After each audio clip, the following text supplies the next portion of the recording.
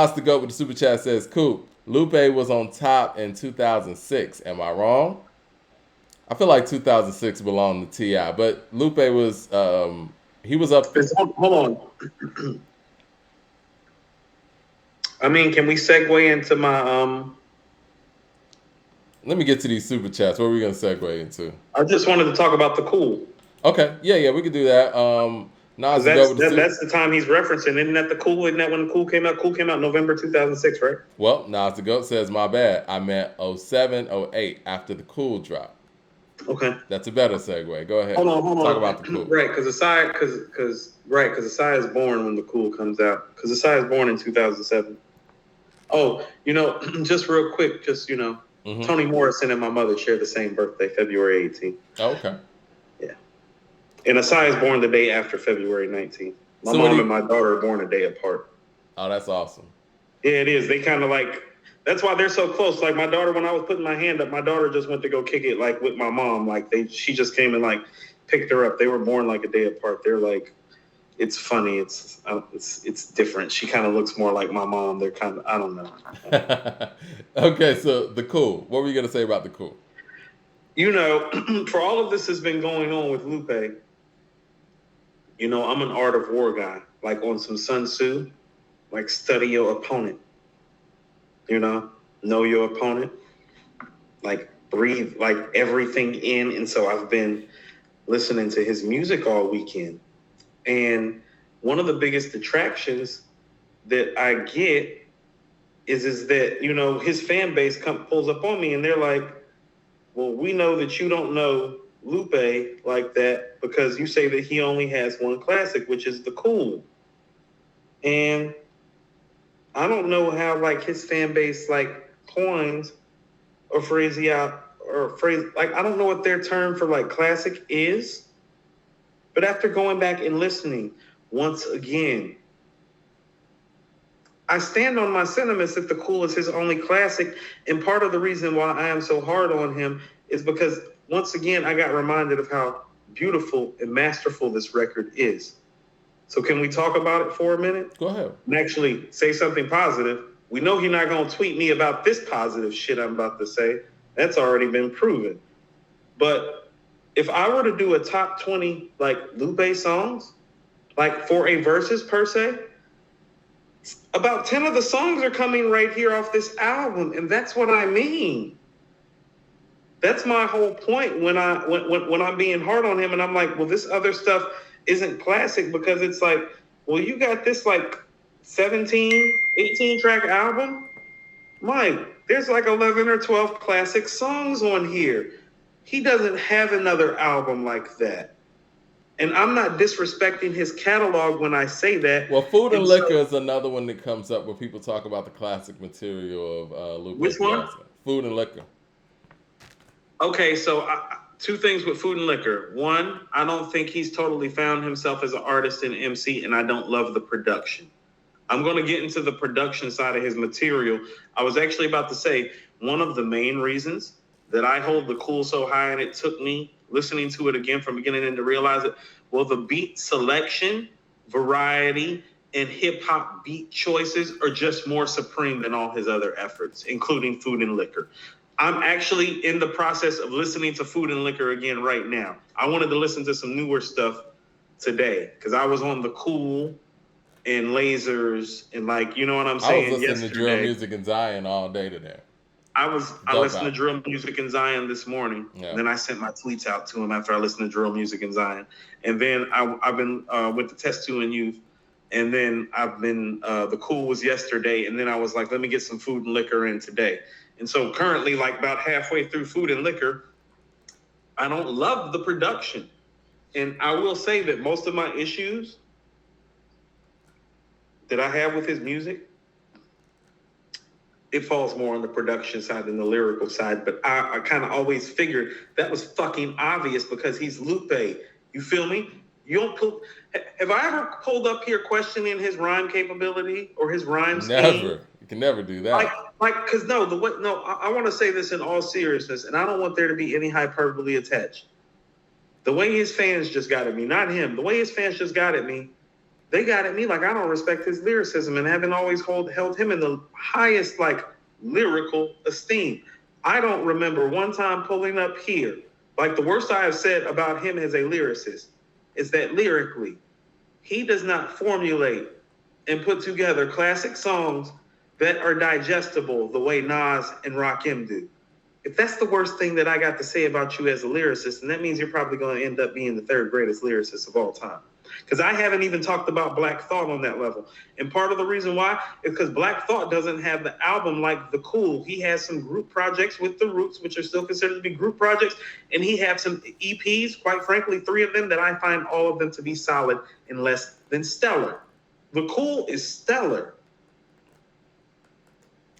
So I'm talking about him lyrically in regards in ways that I don't talk about Black Thought, don't talk about Pusha T.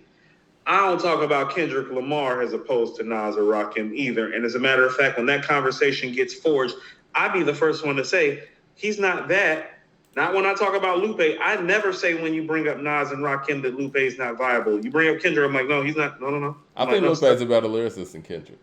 Stop that. When people bring up Kendrick and Nas and Rakim for him, stop that. But I'm saying, I think Lupe is a better lyricist than Kendrick. He is. Yeah. And I said that on the show, too. That's why I was like, some of this consideration, we've been giving Kendrick an all top 10-ish status. I was like, we need to be giving the Lupe. I said that on the show. I think a lot of that's timing.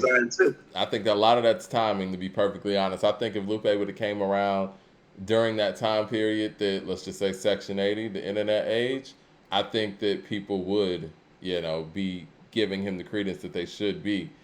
KD with the super chat says, go ahead. No, I was just going to go to some of these super chats real quick. He said, we got to highlight the genius of Hov by putting Stans in position of influence like Elliott Wilson, B. Dot, Charlemagne, etc.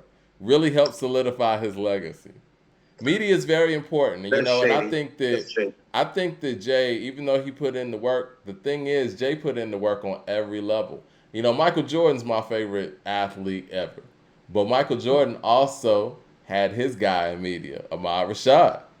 That's what you do. You gotta have people in place. That's valid. That's his guy. Valid. So if you want to talk to me, I'm talking to my guy. But you want to know what? Here's the thing about it. Hold on. Here's the thing about it, though. Well, Michael Jordan did a lot of other things too. A, contributed a lot to the black community and never asked for a thing. A, was a model citizen for the first part outside of, quite frankly, some bitches and some gambling, which quite frankly, if that's the worst you're doing as an NBA player, it's like some broads and some gambling. Kudos to you, Mike. I've hung out with plenty of NBA players. It gets worse than that. Yeah. It's dark and hell is hot. Is how I would explain athlete's lifestyle. Sometimes. Well, one of the things I will say about Jay too, and we're gonna get to this XXL article that they did on Jay that I thought was interesting. I thought we should talk about. I think one of the big things about Jay and his success and his mindset and how focused he is, never got caught up with no bitches, and the narcotic. The narcotic is a big thing because you can have all the talent and focus in the world. Jay's not a big drinker. Jay don't smoke weed. Mm-hmm. It's part and none of the heavy shit. No. All his contemporaries, like, oh no, you're right. But you want to know what? That's the paranoia of being a hustler, like of being a real hustler, moving real weight. It's like he don't get high, not because he don't want to get high, but because of the lifestyle he chose and how good he was at it. Oh, getting high gets you killed. It's real. And it will. No. It will. So it's real. That's what I mean. Is it's like when you talking Jay and the street shit and the and the rationale and the reason that he does the things that he do, it's like, no, that's real street focus, man. And like he said, I'm focused, man. He is. It's no truest statement. I told you, he tells the story about how Big got him high one time and how Big's clowning him like, I got you. Like, I got you high. I got you comfortable. Because he's so paranoid. This is 96, 97. This ain't. It's like what Irv's saying. It's like, no, he just came off the 95. Like, he's smelling like work. There's a bag of money in the trunk. Like, there's stories about these dudes paying producers with Nike. Dame used to roll up on niggas with Nike shoe boxes of cash to pay the producers. These are real stories. Yeah. It's not a joke. The Nike shoebox would literally be filled with cash. That's how Dame was paying producers, like 10s, 5s, 20s, 10s. I've heard Ski tell the stories. Everybody's heard the stories now, but it's real. I want to touch on the cool thing after you do the Go super ahead. chat. Danielle says, Dean from Rap Roundtable said Jay is the undisputed GOAT because of his stronghold type run and how he balanced the streets with commercial sound. You know what? We're gonna have to have a overall debate again with Rap Roundtable, and I don't disagree because again, at the beginning of this podcast, I was the one that was saying Jay was the greatest, and Coop was saying Nas. Nas's work in the past couple of years has turned me over to the point where it's like I can't deny it. I can't sit here and deny their careers are already balanced, either or, whatever. But then when you drop Katie, KD2, and Magic at the time period that you did, I can't. And then the fact that Jay hasn't put out, I'm just gonna be real, and we're gonna talk about this in a second. He hasn't really put out anything that I could say is Jay-Z level, a GOAT level that we know him to be since 2009. Well, Here's what I kind of like always submitted to you is that And he's still number two, even with that kind of gap. He's still no, number he's still two. number two. You know what I'm saying? Personally, not my number two, but it's like all things being objective. All things being considered, yeah. Yeah, all things being considered, still number two. But here's what I'll submit to you. I always had this conversation based on what Yaya told me, which was like, well, Nas is Barry Sanders and Jay is Emmitt Smith. So like, accolades, awards, 5 yards every single carry. But what I always told you, it's like, well, if you watched Emmitt Smith run and you watch Barry Sanders run, this wasn't a conversation. And that's how it's always been. That's why I've always brought up stuff. It's like, well, yeah, is Jay all-time great? Is he top block? Like, it's not a question of that. It's like, but can he make I Gave You Power? Or like Take It in Blood? Or Rewind? Or like The Setup? Or like, it's like, no, I don't think he can do that. And so I was always choosing Nas off of style points, as in I always considered Nas's best to be better than Jay's best. And I think that's always been true. No, listen to what I'm saying. I was going to give you my side of it too. No, I just want to finish. Jay has always proven himself to be the more well-rounded MC. Yeah. And for the most part, the better album maker. Well, that's all changed in the last 5 years. It has. Yes, I see. Again, I was giving Jay the points on the versatility, on the work, and and now we're seeing too. And I got to be real with myself. The era where we act like Nas wasn't working at the pace of Jay is kind of cloudy now because that stuff he was making, it just didn't come out. Everything that Jay had came out. Jay doesn't have lost tapes. Well, you know what I mean? And so I gotta just keep it all the way real. And the stuff that we're seeing now is really Nas's regular work ethic. He just has the ability to put stuff out now in ways that was being suppressed before. So Jay always could put stuff out. So let's go to where Jay really pimped the game. Jay really pimped the game because he didn't really have to wait for the label to put shit out. He just had to bring the label his product. Yeah. Nas had to jump through hoops. Like Noriega, Noriega did like 5 tracks with Nas for his first album, and Columbia would only like allow Nas to do like 3, and then only one made the album, which is Body in the Trunk. Wow. So that's the shit Nas was up against. Think about it. There's like, I'm pretty certain the other tracks are like Blood Money 2 and Blood Money 3, like shit that we've like heard. But it's like Nas dealt with those things that Jay didn't deal with in terms of just like being able to pull up and drop the material. He's making up a lost time right now. Well, if you pull your CDs out and go song for song and actually go look at all the material that's recorded from Illmatic, and it was written in the I Am sessions, and then the second I Am sessions, and then Nostradamus and Godson and Stillmatic and all the guest verses and the AZ stuff and the Firm stuff. It's like, no, he actually worked just as much as Jay, if not more. Right. I think Jay's highlights were more flashy at that period. It was never a work ethic thing. Now, here's what I will tell you. Jay was producing at a more efficient rate, some would say. And that's fine. But producing at a more efficient rate, just like Emmett for years would produce at a more efficient rate, than Barry Sanders doesn't necessarily mean that you're better. Barry Sanders played 10 years. He made all pro every single year he played, which means he was either on the first or second team every year of his career. And that's what I'm saying about Nas is like, no, I mean, but that guy, if he's not like first team, he's like second team, he's like third team. He's had like a 30-year career. There's only been a few years he hadn't made the team. No, you're right. I think that the other thing is production, right? I think that Jay's production was better at the height. And I think that's exactly why Nas gets pegged as a bad beat picker, just because of how well produced a lot of Jay-Z's work has been over the years. Mad Max of the Super Chat says, longevity in terms of how long your records lasted from your prime matters, not making music at 50, LOL. If so, Biggie shouldn't be in your top 15. That's a fair point. Stop that. Take that. Man Nan with the super chat says Nas' recent 3 albums run over M's first 3 lyrically. Wow. Don't get me started.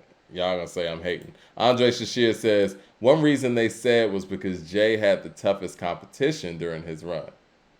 That's mostly due to Nas. Because Pac and Big were gone during his run. Nas had a tougher run. No, Nas dealt with Pac and Big while they were alive. Yeah, while they were making some of their best material. No, while they made their best stuff outside. And he dealt with Wu-Tang Clan. Yeah, I don't agree with that. Yeah. Wu-Tang Clan. Yeah. Toughest degree of difficulty for a solo MC is Nas because he is literally coming off the heels of Snoop making Doggy Style. Doggy Style, Enter the Wu-Tang, and Midnight Marauders are dropping late 93. He's coming with Illmatic April 94. Ready to Die and Southern Playalistic are coming out right after. Like, no. I hate to say this, Coop, because I know a lot of people in their primitive years are probably going to disagree. But I think 2002 and 2003 collectively were some of the weaker years in hip-hop.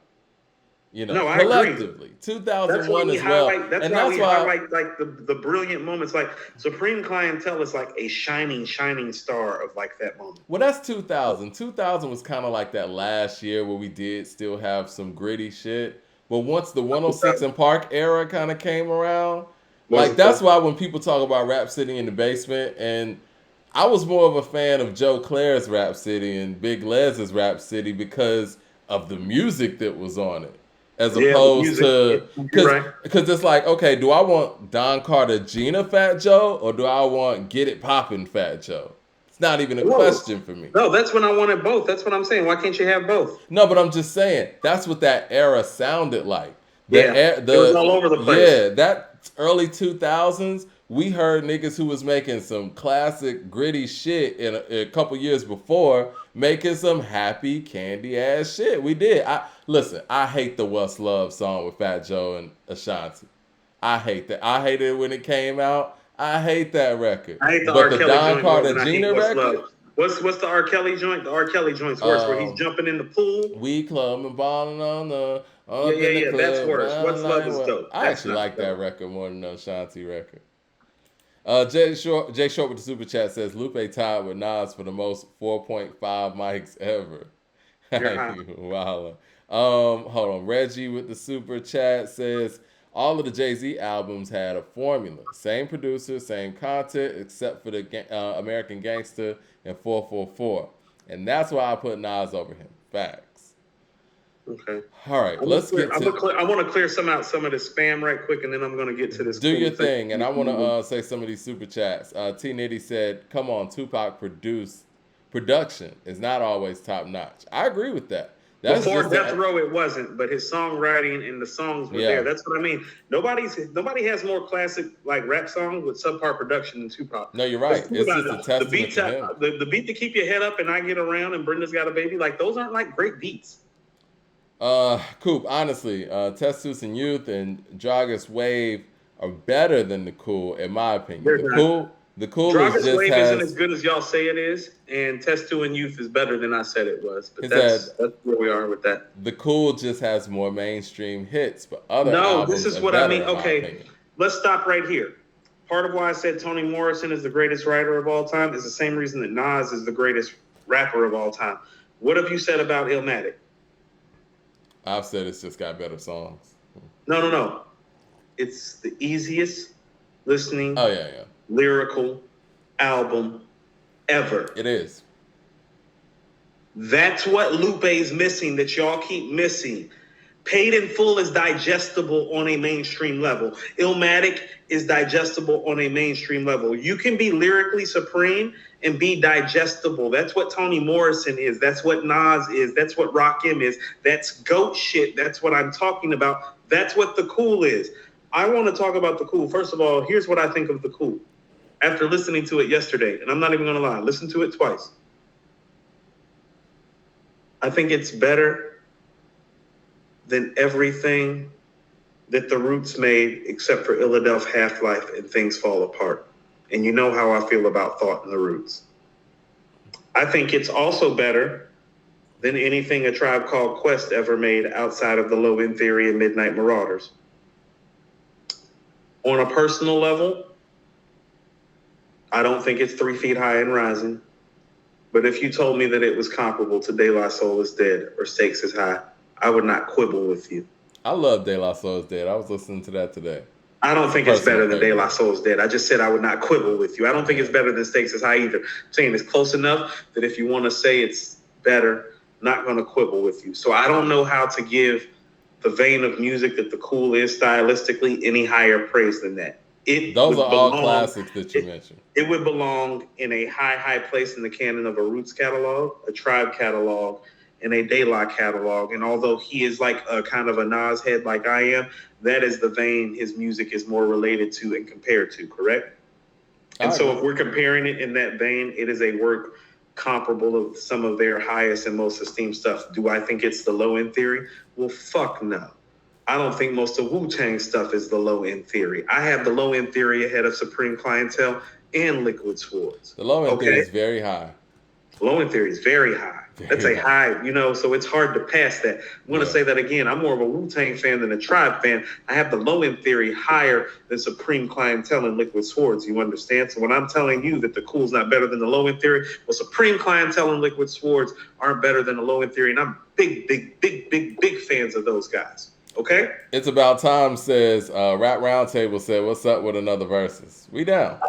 I thought the next one we were going to do was going to be like features or something. We'll work it out. It's About Damn Time also said, I love y'all, brothers. Y'all helped me through a lot of mental struggles. So thank you. Love you, dudes. Peace and love. Peace and love to you, too. We appreciate that, man. Y'all helped me, too. So, that's a two-way street. 9+ says, Jay-Z fans can become Nas fans, but not vice versa.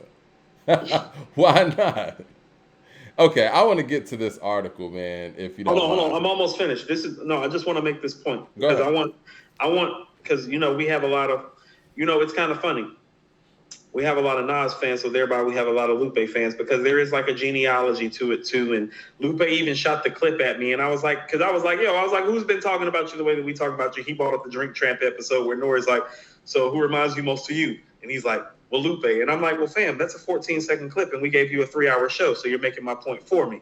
But there is a genealogy to it, and the point that he was making with that, and this is what I mean. The genealogy of that is making great lyrical songs that are actually digestible so you can be held in this regard, and that's what the cool is. I want you to tell me where you hear the weak song, because I don't hear much. Go Gadget Flow. Yeah. The Coolest. Superstar. That was a hit. Paris Tokyo. Paris Tokyo was dope. High Definition. Gold Watch. Gold Watch, other than The Coolest, might be the best song up until this point. This is all classic shit. I thought the album got even better as it went on. We're not done yet. This is why I keep saying The Coolest is classic and clearly more supreme than all his other works. I'm not saying that in a disrespectful way. I'm saying that to highlight how great The Cool is.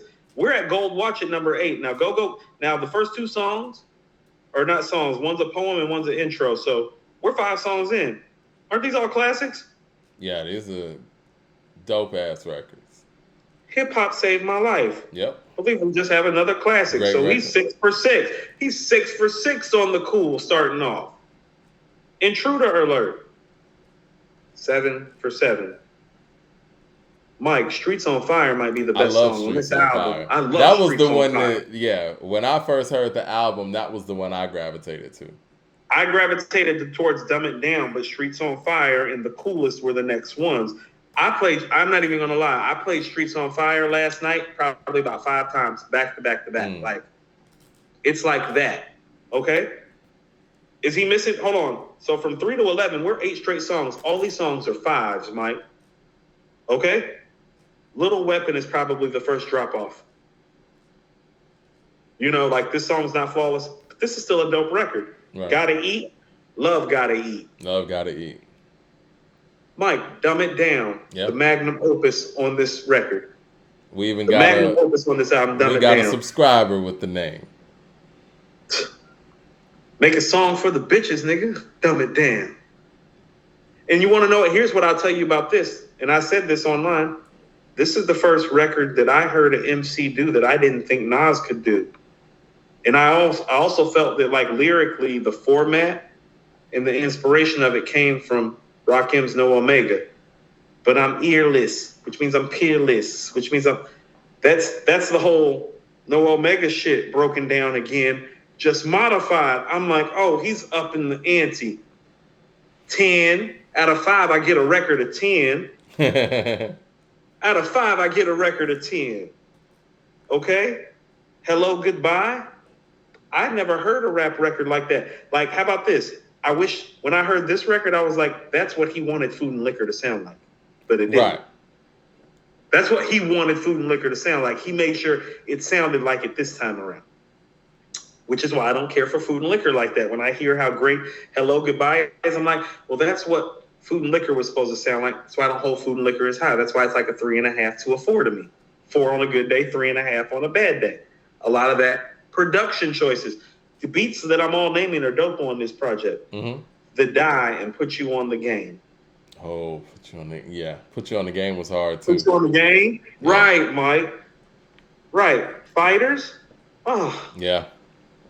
So when I'm telling you that The Cool is his only classic, go pull up the other album where he has it like this. He doesn't.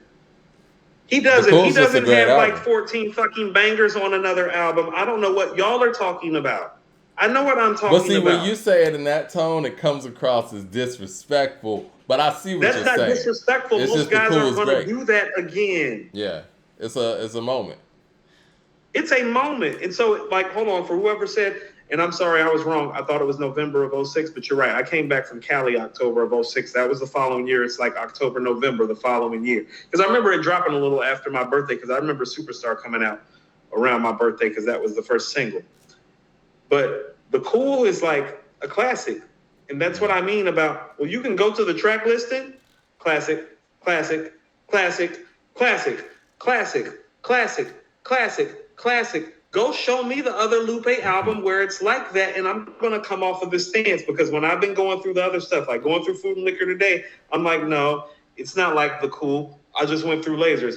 Not like The Cool. Now, I got Test 2 and Youth maybe lower than I should, and so maybe I need to up the ante on it, because I always looked at it like it's more of a 3.5, maybe a 4. It's a 4.25. It's not The Cool.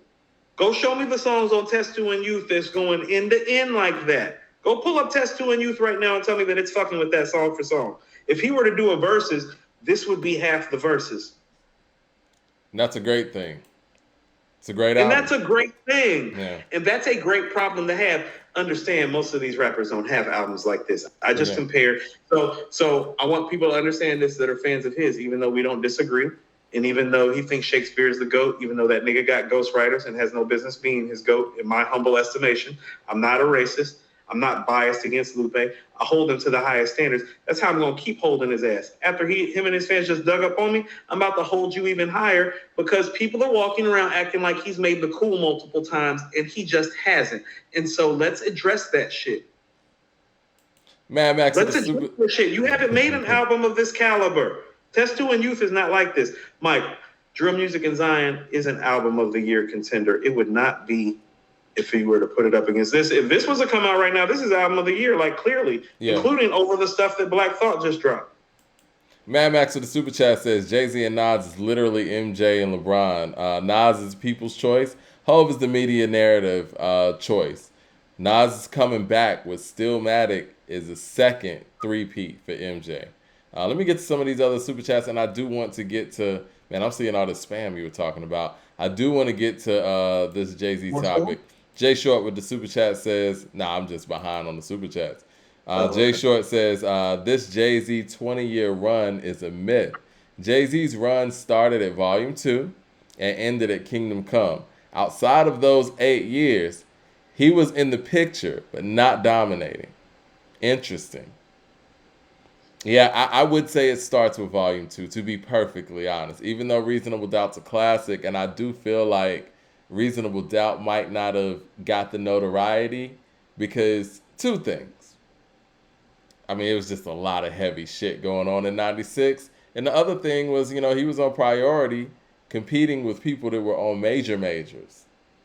I think if Reasonable Doubt would have came out under Def Jam, maybe it would have gotten a lot of notoriety, but he still didn't have those records that were going to make him compete with what was going on mainstream-wise in 96. He had Ain't No Nigga or whatever, and which was a dope record, but he shared that with the Nutty Professor soundtrack,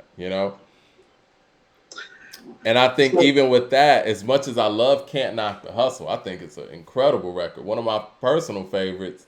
And Dead Presidents is my favorite Jay-Z record. But it wasn't going to be that record to put you over what Pac was doing in 96, what Nas was doing in 96. You know what I mean? There was something about what Jay-Z did on Reasonable Doubt, too, that was kind of the end of a hip-hop era in a sense that, I agree. Like, records like Dead Presidents and Politics as Usual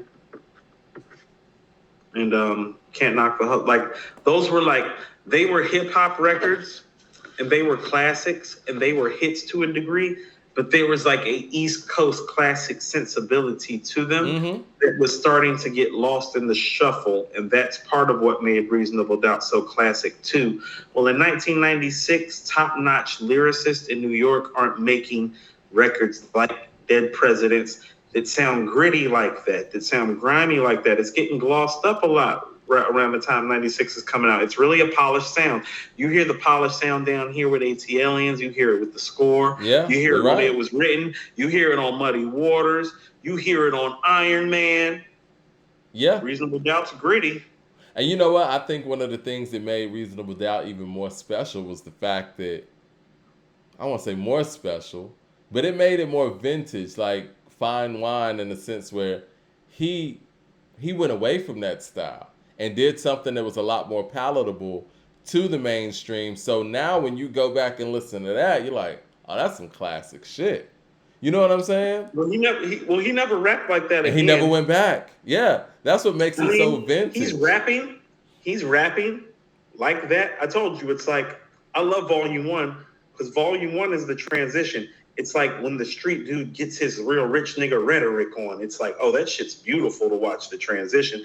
I like the transition. Volume 1 is more the than I like what album, happened. Told you it's 97 Hope. You know how I feel about 97 Hope. I love that shit. The transition was great. G Bagley with the super chat says, with exception to Pac, Ghost, M's production ruined Tupac's last posthumous album. His unreleased original OG version bumps. Yeah, I mean, Eminem should have never been producing that Tupac and Biggie album. Let's go to this list real quick, man, because I know we're like 2.5 hours in and we got a few things to get to. I saw XXL. Hold on. I just want to throw this out there. Because I just want all the Lupe fans to know. Show me where it's better than the cool. Go song for song like I just did. Mike, you're sitting up here nodding while I'm saying it because you know all these records, because you've listened to all these records over and over again, because that's what classics make you do. Now tell me that he has another album, Mike, where I can list off the songs like that and you're like, no, that's a classic. People are saying Food and Liquor. We'll go song for song. It's cool. Not this episode. No, not this episode. I just want people to stop making it seem like when I'm saying the coolest is only classic and the rest of the stuff is just cool sometimes, I'm being disrespectful. This is a succinctly better project than his other stuff, including Food and Liquor. I'm going to tell you what, the last thing that I listened to is like, what was it, Theme Music to Die To? off um I'm on Food and Liquor. So that's I'm sorry. I'm reading this super chat. Somebody no, said that's that cool. Lupe On was Food and Liquor, running. the first guest, the first bonus track is theme music to a drive-by. I was just listening to theme music to a drive-by. It's like, yeah, that's not gonna play in the verses. You feel me? It's like it's dope as fuck. It's beautiful. That's not a greatest hit song. You think theme music to a drive-by is a greatest hit song? You think No, it's no, better it's than a any of dope those record records on the though. Cool that I just named? It's a dope record, but no. It's a dope record. And so this is what I keep on saying. No, he has a lot of good records. He has a lot of dope records. I said classic. Stable Why? oh 08 says, "Keep doing your thing, fam. Respect." Somebody said something about Lupe was running the era that I said Ti was running. I think that Ti and Wayne, on a mainstream level, were kind of like the one and two in What's that hold on? individual pocket. But You I want to think know what? if I would say this, and this is kind of piggybacks on something I said earlier. If we were in the internet era, and let's just say all of those players and pieces were in the same situation, and it's 2010. Let's just say Lupe, Ti, and Wayne carried over to wherever they're. Let's just say what was it, 2003 when they really started taking things over, 2004 or 5ish. Let's just say that carried over to 2010. I think that Lupe probably would have been at the top of that pile. The So okay, so let's conversation hold on. Let's probably would have unpack a been. couple things and let's go because I'm in the chat and a lot of people are saying theme music to a drive-by is classic. No, I love theme music to a drive-by. That's not greatest hit stuff, guys. That's like if theme music to a drive-by gets to make his greatest hits, then I get to put like Blaze of 50 on Nas's. You feel me? It's like, you feel me? It's like, it's not that. It's a dope ass record. It's great. This is what I mean when y'all are like, it's classic. It's like, no, it's really great. He's got a lot of good stuff. And I was being cool to be facetious because I'm just a smart ass sometimes be like, yeah, his records is cool. You know what I'm saying? But that's because I love the cool because he reached a level of lyricism, songwriting, compatibility, understanding, palatability, where it's like, oh, no, it all worked. It hasn't worked like that since. That doesn't mean there's not great shit everywhere. Even when I brought up Dumb It Down and how much I love Dumb It Down, it's like, but Coop, he's done 10 songs lyrically better than Dumb It Down. And my thought is like, well, so what if the people don't know? All right, If the people don't know, it doesn't we'll do a matter. poll with the people and do the cool versus Food and Liquor. But we got to move on. We got to move Yeah, on. let's move on. LP with the It's super like chat this. says, It's like "Stop this, it, Mike. Luke." I love Taking in Blood. Taking in Blood ain't about the beat made you look in no fucking battle. No. It's LP with the not. super chat says, "Stop it, Lupe didn't run anything hyperbole on 20." Okay, Actually, I want to so go through that right quick because we're not gonna get off this topic. Go ahead. No, listen. If the Cool came out in 2007, what album was better than the Cool in 2007? To be fair to his fans that are saying that, because they feel like it's not. They feel like he's not being given his respect. And so, what album is better than the Cool in 2007? In graduation 2007, isn't I mean, I think the but Cool's better than Graduation. If you're going to ask do me you that, think it's better than Below the Heavens, Blue and Exile? Because I don't know. Actually, you want to know what? That's a good one. Personally, yes, I do. I Okay. think so. So if American Graduation Gangster. and Above the Heavens American Gangster or the came out Cool's 07 as well. competition, I'm actually going to pick the Cool over Graduation and Above the Heavens. Yeah. So what we'll do is we'll put a poll out there with all those albums, and I think that'll be an interesting one. Nas the GOAT with the super chat says, "Coop, I'm a diehard Lupe fan, and just because you always mention the Cool doesn't mean that you're right. The Cool is amazing, Give me the but songs. TNY and DW Line are the better." album up with the songs I just named. The Damn, real Lupe I'm tired fans of all. know. I'm tired of all the talking about Lupe and these other classics. Go pull up the songs. I can go read off the track listing to the Cool, and it's like, oh yeah, no skips. Go show me the other project like that. You're falling into the trap, man. We got to move on. Right. Gotta move on.